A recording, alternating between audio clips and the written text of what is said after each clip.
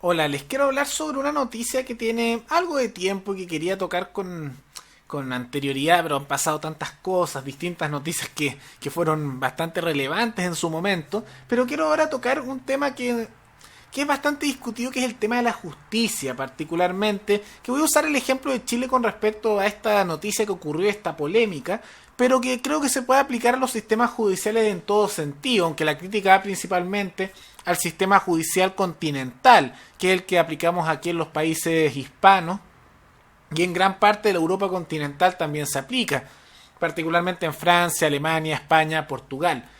¿Y cuál es el problema que ocurrió aquí en Chile?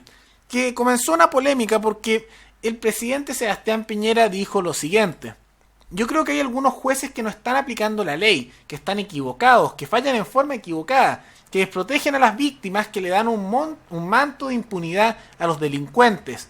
Esos jueces no pueden seguir así. La principal labor de la justicia es proteger a los inocentes y el debido proceso para los responsables, pero muchas veces da la impresión de que algunos jueces no entienden eso. Una opinión que muchas personas probablemente comparten. Me cuesta muchas veces saber si realmente Piñera lo hizo en serio para tratar de ganar popularidad, pero eso lo dejamos más allá del caso. Y la respuesta del Poder Judicial es que en realidad eso no es cierto, que el tema de la seguridad corresponde al Poder Ejecutivo y que no culpen a los jueces por básicamente la inhabilidad del Poder Ejecutivo para poder cumplir su labor, y que ellos decían que la población sabe quién es el verdadero responsable, más o menos lanzándole la pelota a Piñera diciendo: tú eres el responsable de que esto no se esté cumpliendo. Y yo creo que esto es una situación más complicada de lo que muestran estas posiciones, y también creo que hay que ver el tema de fondo, si es justo o no la normativa que se aplica actualmente. Como son varias variantes, podríamos decir que la primera es el tema de la justicia con respecto a los jueces. ¿Es cierto o es falso que hay jueces que muchas veces no aplican la justicia de cierta manera que algunos considerarían adecuada y están muchas veces con ciertas predisposiciones, ya sea por temas políticos, de corrupción, etcétera? Sí, es cierto.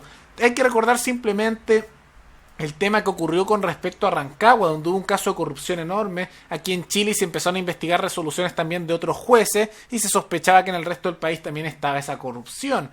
También hemos visto numerosos casos de que por temas de presión política se han sacado ciertas resoluciones, ya sea liberando a personas que probablemente no deberían haber sido liberadas, y también muchas veces metiendo a la cárcel a algunas personas por ciertos delitos que estaban con un fundamento bastante bajo, por decirlo de una manera. Entonces sí va para ambos sentidos. Pero también hay que ver el tema que me parece más relevante todavía, que es la justicia y la normativa que tenemos actualmente.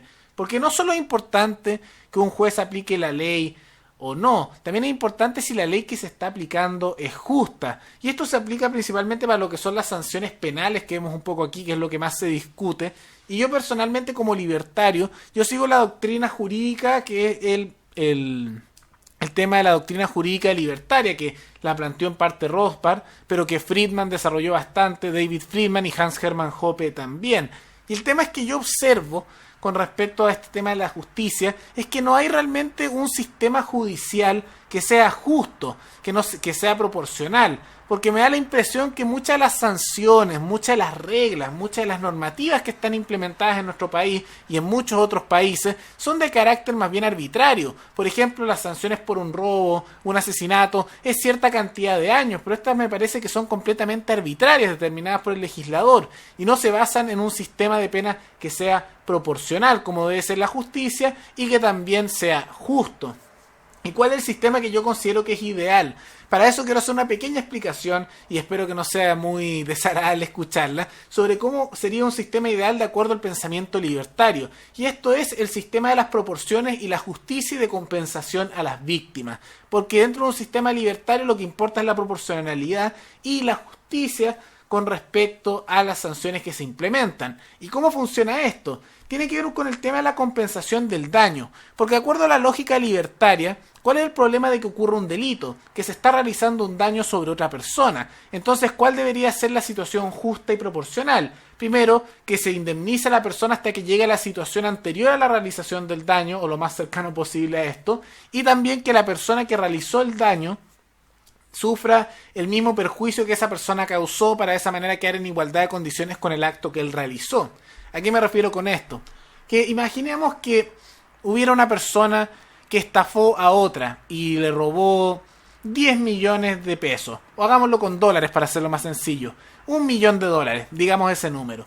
Entonces, de acuerdo a este sistema de pensamiento de justicia, lo proporcional sería primero que se devuelva el $1.000.000 que se extrajo, que se robó, y de esa manera se restituye a la persona la situación anterior a la realización del daño. Pero además de esto, para que haya justicia, es necesario que la persona que realizó el daño sufra sobre sí misma el mismo daño que esa persona realizó o una pena menor. Ahí vamos a ver por qué podría ser una pena menor. Entonces esto significaría que además de devolver el millón que se robó, debería él sacar de sus propios bienes otro millón para pagar a la otra persona al sufrir él el mismo daño que trató de causar a otro.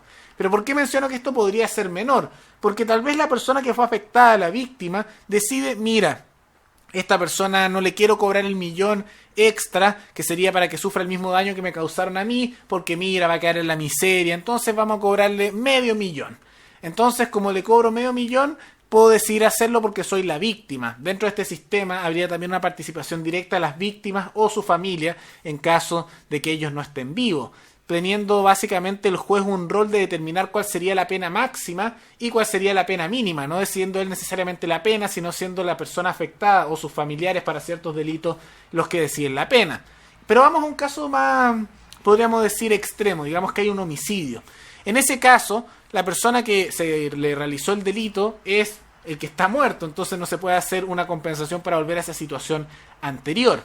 Entonces ahí lo que tienen que decir serían las familias, y por un lado, como compensación por la persona afectada, tendría que darse una compensación monetaria dentro de lo posible para poder restituir en parte la situación del familiar, que lamentablemente nunca se puede restituir por completo. Pero también, como hablé del tema de la respuesta proporcional, el otro causó sobre la víctima el daño de causarle la muerte. Entonces la familia podría decidir también que al otro se le ejecute, se le cause la muerte por haber realizado ese delito, porque de esa manera estaría sufriendo sobre sí mismo el criminal el daño que causó sobre otro.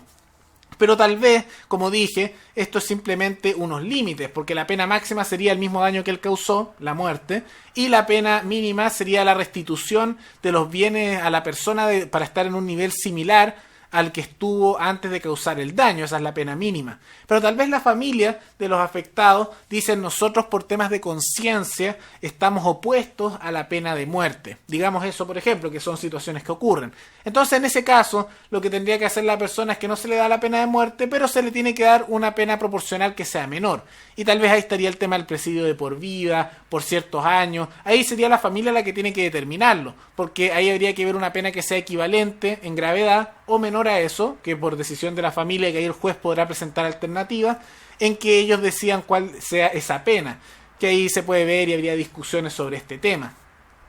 Y ustedes pueden decir ahí, bueno, tal vez esto suena bonito, funciona muy bien, pero ¿qué pasa si es que la persona a la que estamos sancionando, más allá de los casos de la muerte, que son más extremos y que esto permitiría ese tipo de actuaciones, no puede pagar la compensación? ¿Qué pasa si no puede restituir porque no tiene los bienes hasta el monto que estaban originalmente como compensación? Y además, si fuera algo monetario, como por ejemplo el que estafó, no pudiera tampoco pagar la compensación que corresponde a sufrir él el daño que causó a otro. Ahí vendría el tema de las cárceles también. ¿Para qué estarían las cárceles? Las cárceles, más que meter a una persona en un cubículo y castigarlo ahí por teniéndolo por años de tiempo arbitrario, mantenido por los impuestos del resto de la población, es decir, manteniéndolo, estaría haciendo ciertos trabajos que serían trabajos compensatorios. ¿Qué me refiero con trabajos compensatorios? Que él estaría de manera obligatoria trabajando y generando dinero, en primer lugar para mantenerse en la cárcel y de esa manera no cubrir un gasto sobre los afectados, pero también para hacer los trabajos compensatorios, porque estaría indemnizando por estos dineros que faltan a las familias de los afectados. ¿Y por cuánto tiempo estaría trabajando haciendo eso? En la ley actual es un número X de años determinado, pero de acuerdo a este sistema lo estaría haciendo de acuerdo a cuánto produzca con su trabajo. Entonces, si con su trabajo logra en un año pagar toda la indemnización a las personas y además el daño que él mismo tiene que sufrir monetariamente por haber causado el delito, él podría salir en un año. Si se tarda 40 años en hacer esa misma situación, lo hará en 40 años y seguirá llegando en cuotas el dinero a la familia de los afectados. o tal vez se tarda de por vida y finalmente muere y no logra pagarlo por completo. Y esa sería otra opción. Pero finalmente el tema de las sanciones, el tema de las penas, estarían determinadas de acuerdo al daño que ellos causaron para compensar al estar en la situación anterior al daño. Además, ellos sufrir el mismo daño para estar en igualdad de condiciones. Y de esa manera estarían trabajando, si no tienen el dinero, por el tiempo que sea necesario para generar ese dinero. Entonces, ejemplo fácil, si tú te robas 1.000.000, hay 1.000.000 que devolver porque me lo robé, y además tengo que sufrir yo la pérdida de 1.000.000 porque de esa manera sufro el mismo daño que yo causé. Entonces sería un total de 2.000.000. Ahí pueden hacerse un poco la idea del sistema. Y las cárceles tendrían un fin más bien de restitución y compensación para las familias de los afectados, que tendrían también un rol más directo en las determinaciones de la pena. Y los jueces, su rol sería principalmente determinar cuál es el rango mínimo y máximo de una sanción, que después sería determinada por las familias. Y los abogados serían principalmente los que argumentan cuál sería realmente la pena que corresponde y los límites de estas penas, lo que podría afectar mucho tanto el resultado del afectado de la familia como también del delincuente. Y eso sería básicamente el sistema de justicia libertario de manera bastante simple. Tiene más detalles que se pueden expandir, pero me pareció interesante mencionarlo en este video. Pero antes de terminar este video, quisiera agradecerle a los patrocinadores de este canal, que mensualmente han decidido hacer un aporte voluntario, y por eso se los agradezco mucho, que deberían estar viendo sus nombres actualmente en pantalla. Así que muchas gracias a los patrocinadores, y si alguno de ustedes quisiera también hacer un aporte voluntario, los invito a mirar el comentario que estará fijado abajo en los comentarios, donde aparecerán los distintos medios para hacer donaciones mensuales o únicas al canal, y de esa manera que yo pueda continuar haciendo este contenido que ustedes ven de manera gratuita. Espero que les haya gustado el video y nos veremos en el video siguiente. Hasta luego.